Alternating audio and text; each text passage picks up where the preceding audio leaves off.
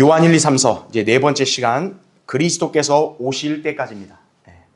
이제 우리가 지난 시간 요한 1서를 다 공부했죠. 이제 요한 2서, 3서는 한 장씩만 있는 짧은 서신입니다. 그리고 이제 요한 3서 같은 경우는 실제적으로는 또 이제 지역교회의 어떤 성도의 유형을 설명하고 있고, 또 교리적으로는 주로 이제 환란 시대에 있는 사람들이 어떻게 해야 의로움을 유지할 수 있는지 행위 구원을 주로 설명을 하고 있기 때문에 우리가 지금 하고 있는 이 강의의 어떤 취지와는 약간 좀 이렇게 별개의 상황이니까 제가 요한 3서는 따로 하지는 않습니다.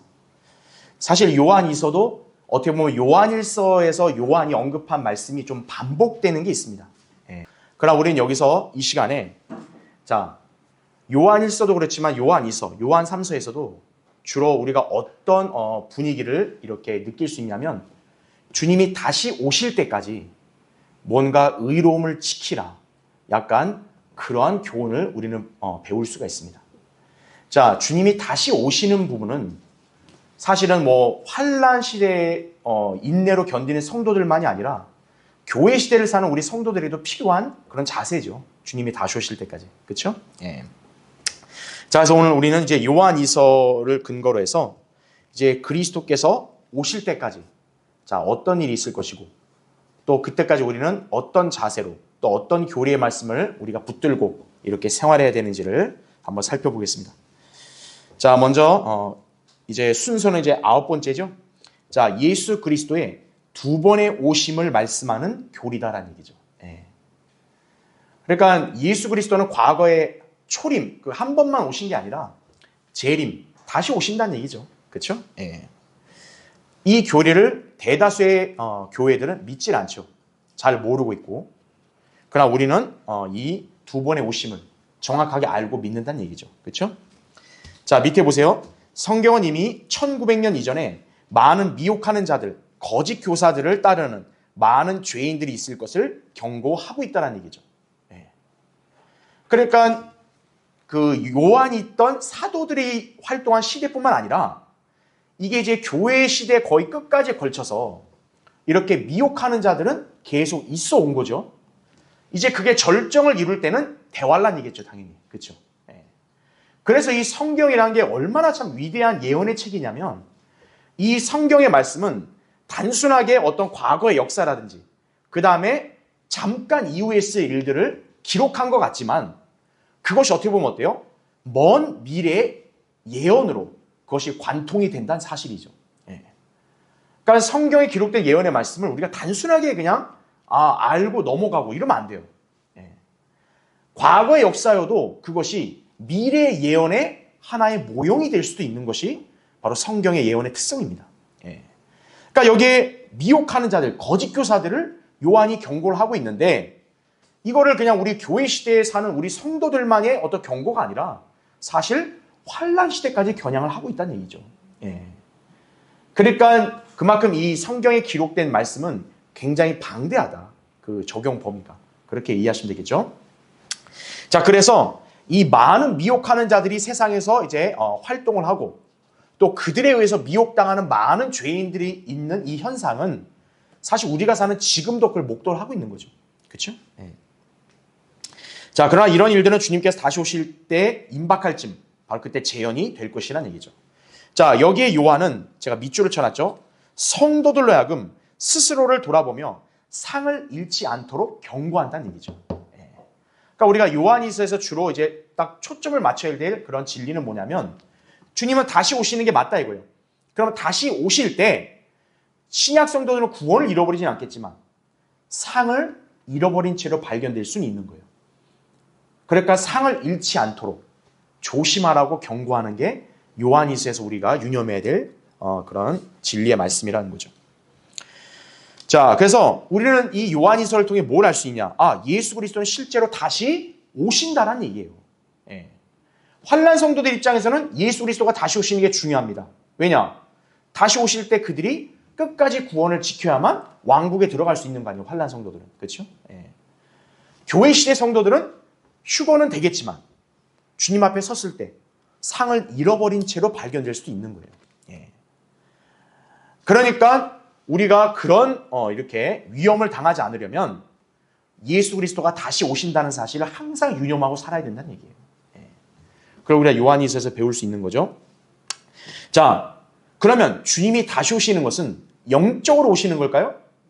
대다수 교회들은 그렇게 가르칩니다. 영적으로 우리 안에 오셨다. 이렇게 가르치는데 그렇지 않아요.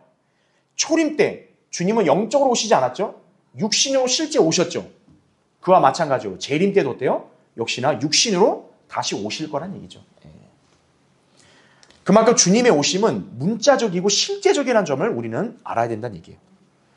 그래서 재림의 사건은 실제적이다. 그죠? 그래서 그리스도인에게는 그날이 그리스도의 심판석에서 심판받는 날이 되는 만큼 더욱 경각심을 심어주고도 남는다. 그 점을 우리가 잘 기억해야겠습니다.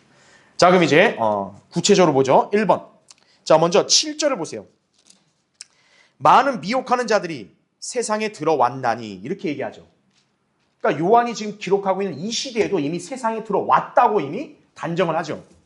근데 보세요. 이들의 정체가 뭐냐면 예수 그리스도께서 육신으로 오신 것을 시인하지 않는 자들이라. 이것이 미혹하는 자요. 또 뭐라고 얘기합니까? 적그리스도라고 단정을 한다는 얘기죠. 자, 우리는 요한일서에서 이미 공부를 했습니다. 요한일서에서도 예수 그리스도가 육신으로 오신 것을 시인하지 않는 자들이 적그리스도의 영에 속한다 그랬어요. 그럼 제가 여러분에 이걸 설명드렸죠. 예수 그리스도가 육신으로 오신 것을 이건 뭘 의미한다 그랬어요? 그분이 하나님이시라는 그 진리를 가리킨다고 제가 설명을 드렸죠. 그렇죠? 그러니까 요한은 지금 1서에서뿐만 아니라 2서에서 다시 반복하는 거예요. 미혹하는 자들이 누구냐고요. 누가 거짓말하는 자들이냐 이거예요. 예수 그리스도가 육신으로 오신 하나님임을 믿지 않는 자들이다. 그거를 경고하고 있는 거죠. 자, 여기서 우리는 요한이 기록한 이 표현을 잘 주목해야 됩니다. 자, 예수님이 육신으로 오셨다라고 얘기 안 해요. 뭐라고 얘기합니까? 오신이라고 얘기합니다. 예수님이 육신으로 온 거는 과거잖아요. 초림 때 아니에요. 그러니까 원래대로라면 어때야 돼요? 육신으로 오셨다라고 표현해야 맞아요. 옛날에 오셨으니까, 예전에 오셨으니까. 근데 지금 요한은 여기서 뭐라 그래요? 오셨다로 표현 안 하고 오신이라고 표현합니다. 바로 왜 그럴까요? 그분은 육신으로 과거에 한 번만 나타나는 게 아니라는 점을 여기서 우리에게 암시해 주는 겁니다. 바로 주님은 장차 한 번 더 육신으로 오실 거라는 점도 내포하고 있는 거예요. 바로 미래를 염두에 둔 말씀이다. 그렇게 여러분이 이해하시면 됩니다. 자, 그래서 괄호 1번 보세요. 이미 1900년 이전에 많은 미혹하는 자들과 많은 거짓 교사들과 그들을 따르는 많은 죄인들이 있을 것이라는 경고가 주어졌죠. 그래서 요한이 활동하던 당대에는 이들은 예수 그리스도께서 육신으로 오신 것을 시인하지 않는 자들이었죠. 바로 예수님이 하나님이심을 부인한 자들이었다 이거죠. 근데 이런 자들은 요한 때만 있는 게 아니죠. 지금 우리가 사는 시대에도 버젓이 있어요. 이런 사람들은. 뭐 여호와의 증인이라든지, 그렇죠? 그다음에 뭐 몰몬교라든지, 그렇죠? 뭐 모슬렘이라든지 수두룩하다 이거죠. 이런 사람들은. 자, 요한은 이들을 바로 적그리스도들이라고 단정을 했죠. 근데 이제 괄호 2번 보세요. 그런데 지금 요한은 오셨다, 오셨었다 이렇게 말하잖아요. 특이하게 뭐라고 합니까? 오신이라고 말합니다. 오신. 자, 잠깐 한번 볼게요. 여기. 자, 예수 그리스도가 육신으로 오신 하나님이다. 이게 바로 경건의 신비라고 말씀드렸죠. 그렇죠?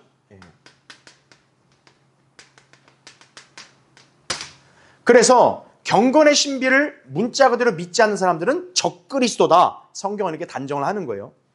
그런데 주목할 표현은 여러분 지금 예수님은 현재 육신으로 이 땅에 계세요? 안 계세요? 안 계세요. 그렇죠? 예수님이 육신으로 계신 때는 언제요? 과거입니다. 그러면 여기에 오신이라는 단어가 사실 문법적으로 본다면 맞지는 않은 거예요. 그냥 초림만 한정한다면. 그렇죠? 왜요? 예수님은 과거에 초림 때 육신으로 한 번 오셨지 승천하신 이후에 지금 육신으로 안 계세요. 그러니까 원래는 뭡니까 이게? 오셨다. 과거로 써야 맞는 거예요. 그러니까 뭐 영어는 우리한테 생소하겠지만 영어로는 과거 또는 과거 시제 이렇게 써야지 아 맞아. 하나님이 예전에 이 땅에 육신으로 와서 그분이 예수님이야. 이게 성립이 되거든요. 그런데 요한은 그렇게 기록 안 하고 뭐라 그래요? 오신. 이걸 현재 시제로 얘기합니다. is come. 그럼 왜 현재 시제를 얘기했냐? 영어에서 현재 시제는 불변의 진리 또는 이것이 과거부터 미래까지를 다 아우를 때 보통 동사 현재 시제를 씁니다. 즉 그 말은 뭡니까? 예수님이 왜 육신으로 오셨던 하나님이란 말 안 썼냐? 예수님이 초림 때만 육신으로 오셨던 게 아니라 그분은 미래에도 하나님이신데 육신으로 오실 거기 때문에 그러는 거예요. 과거에만 오셨던 게 아니라 미래에도 오실 거기 때문에 그거를 아울러서 어떤 거예요? 그래서 예수님은 육신으로 오시는 하나님이다 이렇게 표현하는 거예요. 그래서 그러니까 여러분이 이 성경에 기록된 그런 표현을 정말 이렇게 무의미하게 넘기면 안 되고 의미심장하게 봐야 되는 거예요. 네. 그래서 요한은 예수 그리스도는 육신으로 오셨던 하나님 이런 말 안 해요. 만약 그렇게 쓰면은 예수님의 재림은 없는 거예요. 왜? 하나님이 육신으로 과거에 오셨다. 과거로 딱 못 박아버리면은 미래는 안 오시는 거죠. 그런데 현재 오신 현재 시제를 썼다는 얘기는 이거는 만고의 진리라는 거예요. 과거뿐만 아니라 미래까지도 영원히 이렇게 그분은 육신으로 오신 하나님이라는 것을 증거하는 거죠. 그렇기 때문에 그분은 미래에도 육신으로 오시는 하나님이시라는 점을 강조하는 겁니다. 이와 비슷한 예가 뭐가 있냐? 요한복음 8장 58절에 그러죠. 아브라함이 나기 전부터 나는 있느니랍니다. 개역성경 있었느니라 그거는 변개예요. 왜 변개라고 했죠 제가? 예수 그리스도가 하나님이면 그분은 처음과 마지막이라고 그랬어요. 그렇기 때문에 그분은 아브라함이 나기 전에 있었다 그러면 안 되는 거예요. 그러면 뭐예요? 아브라함보다 훨씬 이전에 마치 태어나신 분으로 돼버리는 거예요. 그래서 우리 성경에 뭐예요? 아브라함이 나기 전부터 나는 있느니라 현재 시제를 쓰는 거예요. 있느니라. 그게 하나님의 영원하신 하나님의 속성인 거예요. 그러니까 여기도 어떤 거예요? 예수 그리스도는 육신으로 과거에 한번 오셨던 하나님 이런 분이 아니라 그분은 영원까지 계속 뭡니까? 육신으로 오신 하나님이나 뜻이에요. 그래서 그분은 과거에 한 번만 오시는 게 아니라 미래에도 다시 오실 거라는 점이 여기서 내포가 되어 있는 거예요. 이 표현에. 그러니까 여러분은 이 표현을 잘 주목을 해야 되는 거예요. 아, 왜 예수님은 육신으로 오셨던 하나님 이런 표현 안 했을까? 육신으로 오신 하나님이라 했을까? 그분은 다시 또 육신으로 오시니까. 네. 자, 그 점을 여러분이 잘 유념하시면 됩니다. 네. 자, 그래서 괄호 3번에 이것은 예수 그리스도께서 승천하시기 직전에 그 모습 그대로 다시 오실 것이라는 말씀을 연상하게 하는 거죠. 그 사도행전 1장에서 예수님이 승천하실 때 뭐라 그랬어요? 너희 갈릴리 사람들아 왜 쳐다보냐?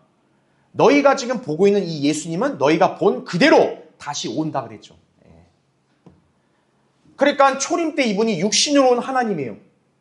근데 너희가 지금 보고 있는 이 모습대로 다시 온다는 얘기는 미래에도 하나님이 육신으로 다시 온다는 거예요. 그러니까 예수 그리스도는 다시 오신다는 얘기죠. 그래서 사도 요한은 예수님을 묘사할 때 육신으로 과거에 오셨던 하나님 이런 표현 안 쓰는 거예요. 육신으로 오신 하나님 이렇게 표현을 쓰는 거예요. 왜냐? 그분은 하나님이 과거에 한 번만 예수님으로 온 거예요. 그게 아니기 때문에 그런 거예요. 미래에도 다시 오실 거라는 얘기죠. 그렇죠? 그래서 괄호 4번 보세요. 요한은 그래서 이에 관해 뭐라고 언급을 하고 있냐? 그리스도의 교리라고 언급하는 거예요. 그리스도의 교리.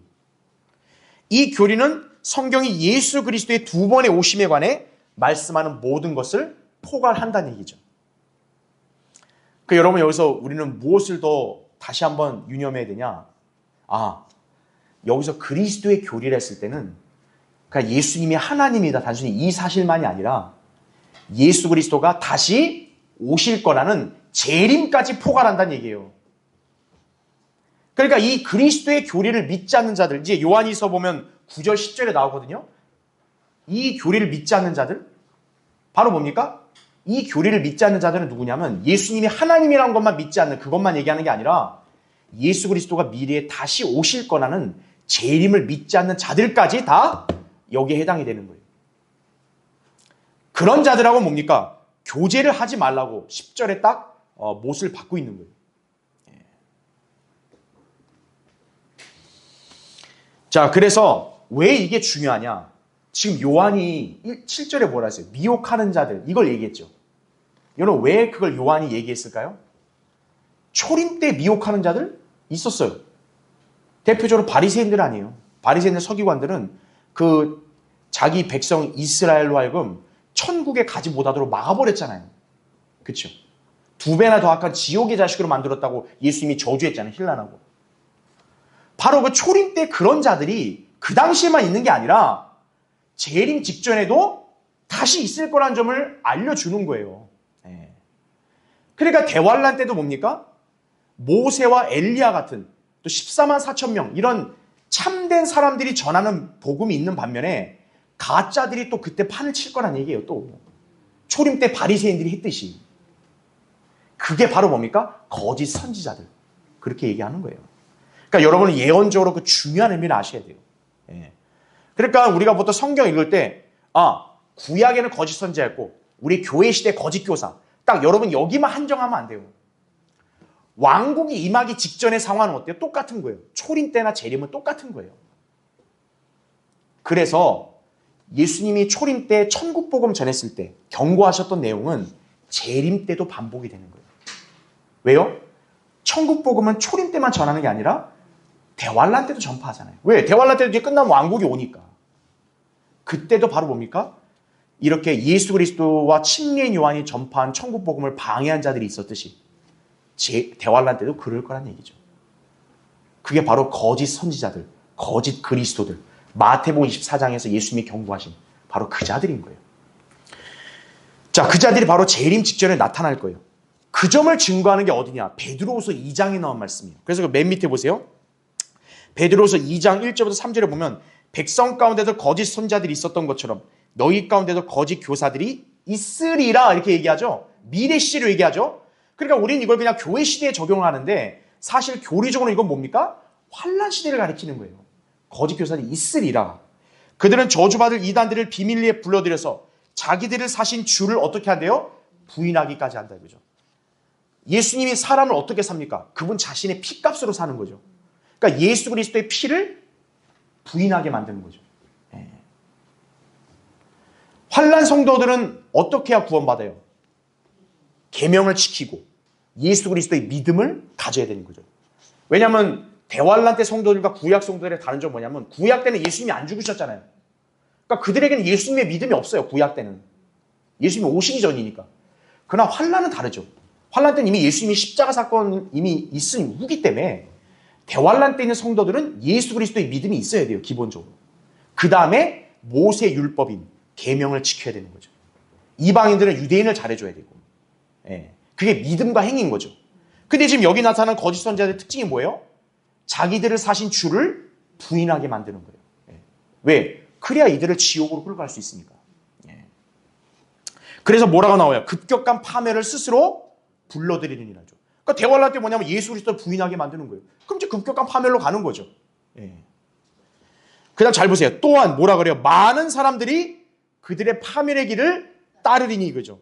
그들로 인하여 진리의 길이 어떻게 돼요? 비방을 받을 것이라 그죠. 자, 초림 때랑 비교해 보세요. 초림 때도 어때요? 예수님이 전할 때도 어때요? 오히려 예수님을 비난했죠. 바리새인들이.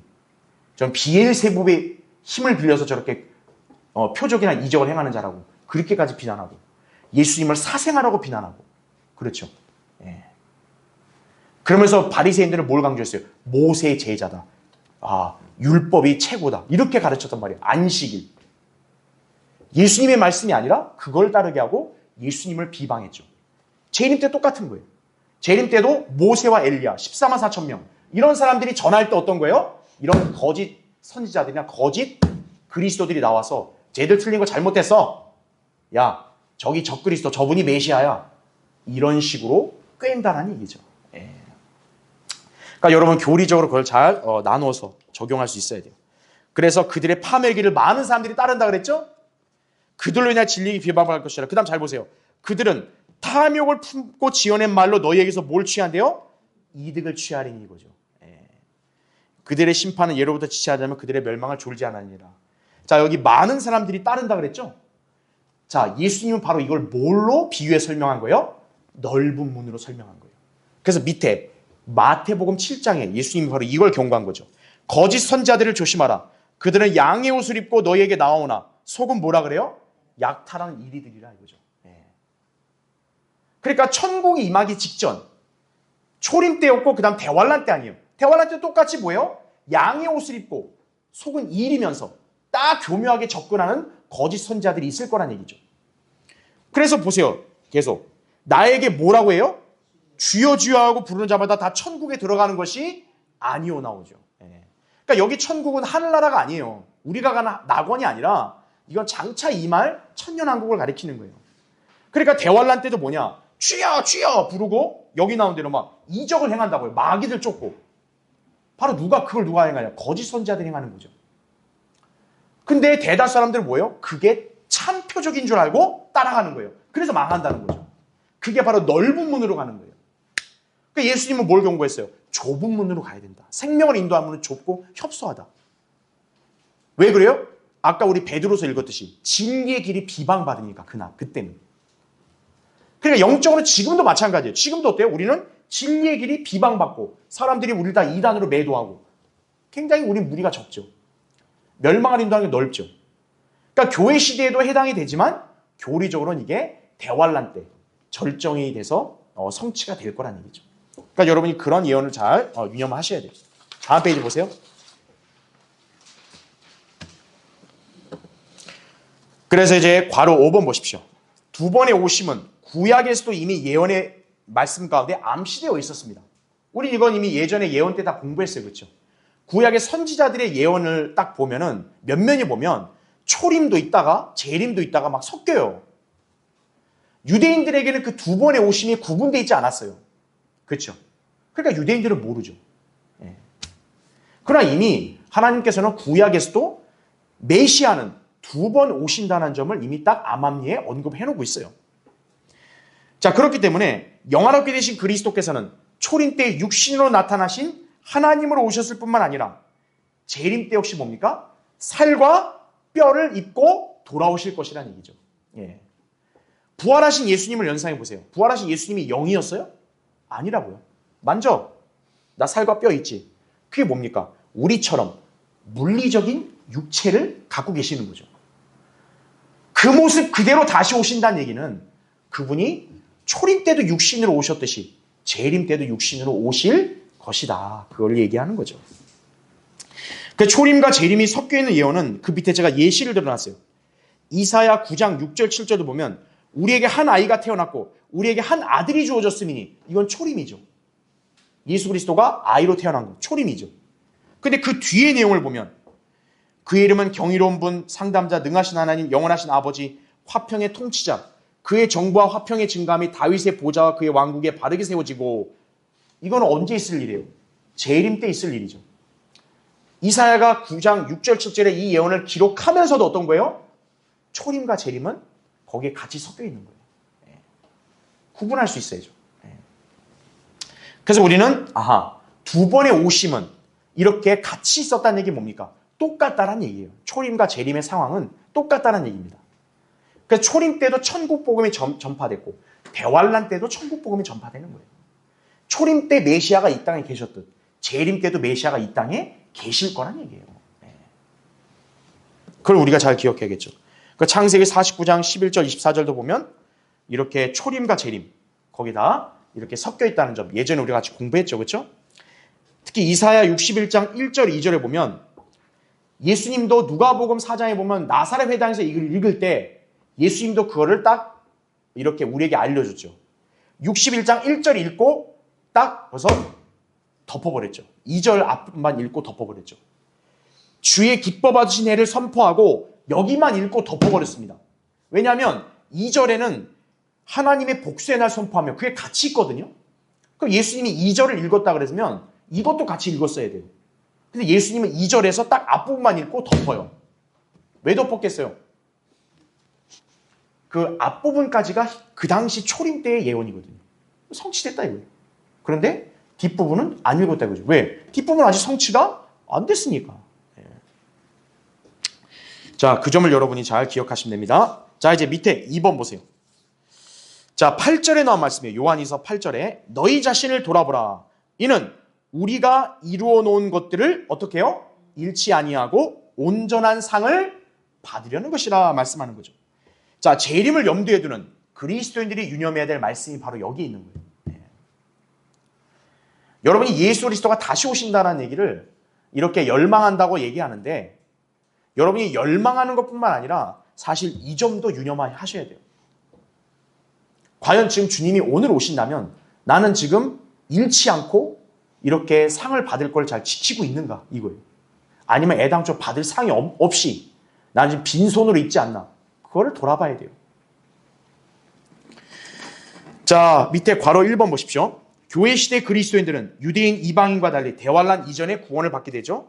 그것은 바로 예수 그리스도께서 공중에 재림하셔서 그분의 몸인 교회를 하늘로 데려가시기 때문이다 이거죠. 이것이 바로 휴거죠. 주님께서는 공중에 재림하시는 때에 일어날 것이라는 얘기죠. 그러니까 대다수 교회들은 재림도 제대로 모르고 설사 재림을 알고 믿는다 해도 재림이 몇 번인지도 몰라요. 이 사람들은. 딱하다고요. 재림은 2번 있는 거예요. 공중에 한 번 재림. 그 대신 특징이 뭐냐? 공중에 오실 때는 지상으로 안 오세요. 공중에서는 그리스도인들만 데리고 올라가시는 거죠. 그 다음 대환란이 끝나면 지상으로 이제 땅을 밟으시려고 내려오시는 거죠. 지상재림이. 그래서 이 공중재림과 지상재림은 각각 해당되는 대상이 다른 거죠. 공중재림은 신약시대 성도들인 거고 지상재림은 어떻게 보면 환란시대 성도들을 대상으로 하는 거예요. 자, 그래서 그 밑에 우리가 너무나 잘 아는 구절이죠. 데살로니가전서 4장 16, 17절 보면 주께서 오령과 천사장의 음성과 하나님의 나팔 소리와 함께 자 어떻게 한대요? 하늘로부터 친히 내려오시니 내려오신대요. 근데 그 밑에 줄 보세요. 살아남아있는 우리도 어디서 주와 만난대요? 공중. 그 말은 뭐겠어요? 예수님이 땅에 내려오는 게 아니구나. 하늘로부터 내려온다 그랬는데 아니 내려왔는데 땅으로 내려온 게 아니라 딱 첫째하는 공중에만 계시는구나. 그럼 왜 공중에만 딱 내려오셨냐? 땅에 있는 이제 교회를 데려가시려고 하는 거죠. 그래서 그게 언제 있을 일이냐?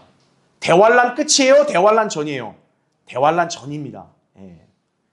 그 밑에 근거 구절이 데살로니가전서 1장 10절과 5장 9절이죠. 하나님께서 죽은 자들로부터 살리신 그분의 아들, 즉, 자 거기 잘 표시해 주세요. 다가올 뭐라 그래요? 진노. 다가올 진노가 언제예요? 대환란이라고요. 대환란과 앞으로 재림에 있을 심판, 그 외에 백보자 심판 다 포함되는 건데 다가올 진노로부터 우리를 어떻게 하신대요? 구해내신 예수께서 하늘로부터 오심을 기다린다는 것이라 이거죠. 우리는 다가올 진노에 들어가 있는 게 아니라 다가올 진노로부터 우리를 애당초 구해내려고 오시는구나. 이게 공중재림의 목적입니다. 이게 바로. 그러니까 휴거와 재림을 구분할 수 있어야 돼요.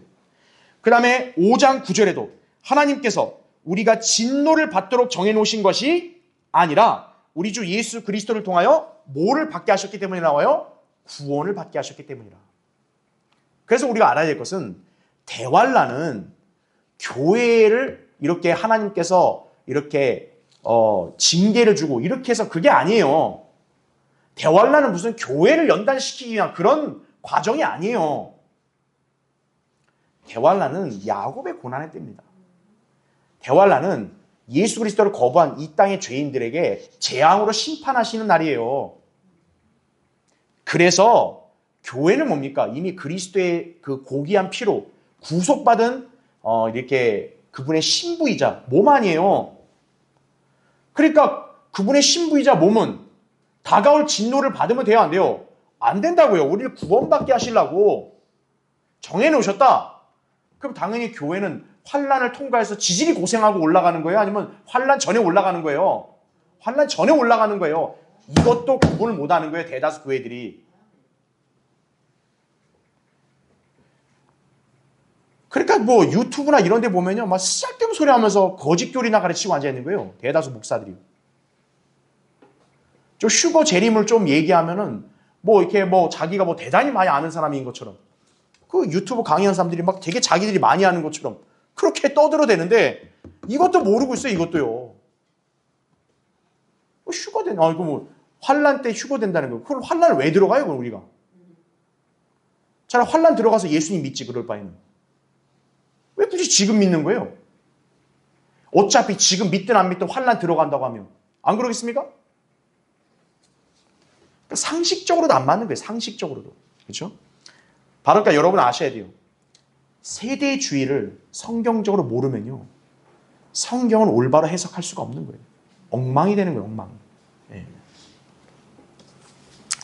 자, 그래서 맨 밑에 괄호 2번. 지상에는 대환란이 있을 동안에 천상에서는 뭐가 있죠? 그리스도의 심판석이 있을 거죠. 여기에는 오직 구원받은 그리스도인들만이 참석하게 된다는 얘기죠. 그래서 데살로니가서 2장 1절에 보면 형제들아, 거기에 그래서 바울이 우리에게 그걸 잘 구분해서 이렇게 알려준 거예요. 우리 주 예수 그리스도의 뭐라 그래요? 오심과 하면서 쉼표를 표시했죠. 콤마. 왜입니까? 구분하라는 거예요. 그 다음 뭐라고 나와요? 그 앞에 우리가 함께 모이는 일. 즉, 우리가 함께 모이는 일이 언제예요? 그리스도의 심판석이잖아요. 그게 앞에 있다. 그러면 여기 우리 주 예수 그리스도의 오심은 뭐예요? 지상 재림을 가리키는 거죠. 그러니까 예수 그리스도가 지상에 재림하기 이전에 그 앞에 우리가 어때요? 함께 모인다. 아, 그러니까 뭡니까? 그리스도인과 교회는 환난 전에 휴거되는구나. 이렇게 알 수 있는 거죠. 자, 다음 페이지요. 그래서 괄호 3번. 이때의 심판은 그리스도인의 구원에 관한 것이 아니란 사실이죠. 이미 구원은 값없는 선물로서 은혜에 따라 주어졌기 때문인 거죠. 그리스도인의 구원은 하나님께서 예수 그리스도를 통해 완성하신 구속을 기반으로 이루어졌기 때문에 성도의 행함과는 상관이 없다는 얘기예요. 그래서 이 심판은 그리스도인의 행함에 따라 상과 유업이 결정되는 자리이지 이것이 뭐 구원을 잃어버리거나 이런 자리는 아니란 얘기죠. 그래서 괄호 4번. 그래서 그리스도인은 주 예수 그리스도께서 다시 오시기 전까지 자신의 구원은 잃지 않더라도 모든 것들을 다 잃어버릴 수가 있습니다. 그래서 아까 우리 요한이서 1장 8절에 나온 게 우리가 이루어놓은 것들을 잃지 아니하고 나왔죠. 바로 그게 뭐냐면 여러분이 성경대로 살지 않고 하나님 말씀의 교리를 충실히 이행하지 않으면 여러분은 여기서 다 잃게 된다는 얘기예요. 이 땅에서. 육신대로 살고 죄를 짓고 그러면 그 사람은 딱 구원만 딸랑 남는 거예요. 그 외에 나머지는 싹 다 잃어버리죠. 첫 번째 뭘 잃죠? 간증을 잃어버립니다. 대표적인 예가 바로 아브라함의 조카 롯이죠. 네. 롯은 베드로서 2장에 보면 의인으로 이렇게 취급을 받지만 그 롯은 아무것도 남은 게 없어요. 간증이라고는 없죠. 그 다음에는 뭡니까? 건강을 잃어버릴 수 있습니다. 그 다음에는 상급을 잃어버리죠. 그러니까 그리스도의 심판석 가면 상급이 없는 거예요. 그 다음에는 천년왕국에서 유업이 없겠죠. 상급이 없으면 천년왕국 유업도 없는 거예요. 그러니까 천년왕국 때 뭐로 놀아야 되냐면 그 이제 백수로 놀아야 되는 거예요. 다른 사람들은 영광스럽게 주님과 통치하고 막 이렇게 위험 있게 다니는데 이 사람은 할 게 없는 거예요. 아, 암암무개 성도 우리 같이 좀 놀자. 아이 뭘 나 바빠 지금 여기 이제 백성을 통치하러 가야 돼. 아, 암암무개 성도 나랑 좀 교제하고 놉시다. 아이 바빠요 나 지금 통치하러 가야 돼. 이 사람 할 게 없는 거예요. 여러분 이 지상에도 사람이 백수로 살아봐요. 얼마나 참 이게 이렇게 처량한지요. 천년왕국 때 백수로 남을 수 있는 거예요. 상을 잃어버리면 그렇죠? 그 다음에 뭘 잃냐? 기쁨을 잃어버립니다. 구원의 기쁨, 진리의 말씀을 알고 믿는 생활하는 거의 기쁨, 하나님의 은혜를 만끽하는 기쁨, 기도응답의 기쁨 다 잃어버리는 거예요. 그러니까 이런 사람 뭐냐면 굉장히 피폐해요. 공고하다고요. 그건 이미 잃어버린 거예요. 그럼 빨리 자백하고 회복을 해야 돼요. 심지어는 뭐냐? 심하면 구원의 확신도 잃어버리는 거예요. 특히나 진리를 모르는 사람들은 그냥 구원의 확신 잃어버리는 건 뭐 시간 문제죠, 그냥. 자기가 구원 받았는지 안 받았는지 모르고. 그죠? 급기야는 어디까지 갈 수 있냐? 생명까지 잃어버릴 수 있습니다. 하나님께서 보실 때는 도저히 얘는 이 땅에 남겨놓으면 안 되겠다 그러면 하나님이 데려가시는 거예요. 야, 이제 그만 자라 너. 데려가시는 거죠. 한 번뿐인 그 인생을 하나님을 영화롭게 된 삶을 살 수 있는 기회를 잃어버리게 되는 것이죠. 그래서 이 요한이서 1장 8절은 신약 성도에게는 지옥에 대한 위험은 아니겠지만 정말 이 땅에서 우리가 정말 많은 것들을 잃어버릴 수 있구나. 이거에 대한 경각심을 주기에 충분하다는 얘기죠. 자, 마지막 3번 보세요. 자, 이거보다 더 중요한 교리가 나옵니다. 자, 이게 요한이서 거기 1장 10절을 보세요. 어떤 사람이 너희에게 오되, 잘 보세요. 이 교리를 가지고 오지 아니하면 이렇게 나오죠. 이 교리가 바로 그리스도의 교리입니다. 제가 아까 얘기했죠. 그리스도의 교리는 예수님이 하나님이시라는 것만 믿는 게 아니라 그분이 두 번에 오심, 재림도 믿어야 그리스도의 교리가 해당되는 거예요. 그 교리를 믿지 않는 사람, 그런 사람이 왔다. 그를 집에 영접하지도 말고 그에게 문안하지도 말라. 이는 그에게 문안한 자는 그의 악한 일들에 참여하는 자임이라 말씀하는 거예요.